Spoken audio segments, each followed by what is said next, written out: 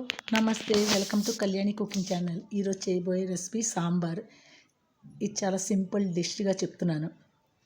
దీనికి కావాల్సింది గ్లాసుడు కందిపప్పు 10 నిమిషాల ముందు నానపెట్టుకుని స్టవ్ వెలిగించుకుని కుక్కర్లో వేసుకుని 2 గ్లాస్ వాటర్ 1 స్పూన్ ఆయిల్ వేసుకోవాలి. ఇప్పుడు మూత పెట్టుకోవాలి. 3 టమాటాలు, 10 ఎండుమిర్చి, 4 పచ్చిమిర్చి, చింతపండు, 3 ఉల్లిపాయలు, స్పూన్ ధనియాలు,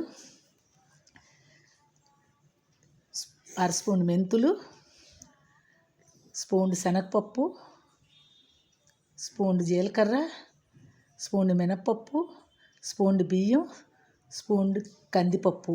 ఇప్పుడు చింతపండు నానబెట్టుకోవాలి. ఇప్పుడు స్టవ్ వెలిగించుకుని కడాయి పెట్టుకుని ఇవన్నీ డ్రై రోస్ట్ సిమ్లో చేసుకోవాలి. ముందు శనగపప్పు, మినపప్పు, కందిపప్పు వేయించుకోవాలి. తర్వాత ధనియాలు, జీలకర్ర వేసుకోవాలి. తర్వాత మెంతులు వేసుకోవాలి. తర్వాత బియ్యం వేసి బాగా వేగాలి. తర్వాత ఇంగువ, చిటికెడు ఇంగువ, ఎండుమిర్చి, మిరియాలు చెప్పడం మర్చిపోయాను. మిరియాలు ఒక 4-5. మీ దగ్గర కొబ్బరి ఉంటే వేసుకోవచ్చు, లేకపోతే లేదు.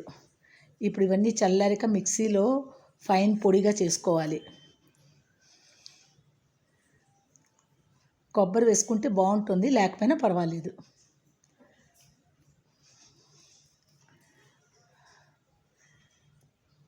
ఇప్పుడు పప్పు చూసారా, మెత్తగా ఉడికిపోయింది కదా. ఇప్పుడు మనం టమాటా, ఉల్లిపాయ, పచ్చిమిర్చి తరిగి ఉంచుకున్నాం కదా, అవి దీనిలో వేసుకుని ఒక 5 మినిట్స్ ఉడకడానికి ఉంచుకోవాలి. బాగా బాయిల్ అవ్వాలి అవి. దాని తర్వాత చింతపండు రసం వేసుకోవాలి. నేను చింతపండు పొడి యూజ్ చేస్తాను. తర్వాత సాల్ట్, మీకు కావాల్సినంత పసుపు చిటికెడు. ఇప్పుడు సాంబార్ పొడి వేసుకోవాలి. ఇది ఇంట్లో చేసిన సాంబార్ పొడి చాలా టేస్ట్గా ఉంటుంది. తర్వాత కొత్తిమీర వేసుకోవాలి. ఇప్పుడు తాలింపుకి 3 స్పూన్స్ ఆయిల్ వేసుకొని ఆవాలు వేసుకొని అందులో వేసుకోవాలి. నేను ఎండుమిరపకాయ, జీలకర్ర మరి వేయలేదు, ఆల్రెడీ పొడిలో వేసాను కాబట్టి. ఇవి కూరలు ఏమైనా లేనప్పుడు 2 ఉల్లిపాయలు, టమాటాతో చేసుకుని simple sambar. Thanks for watching.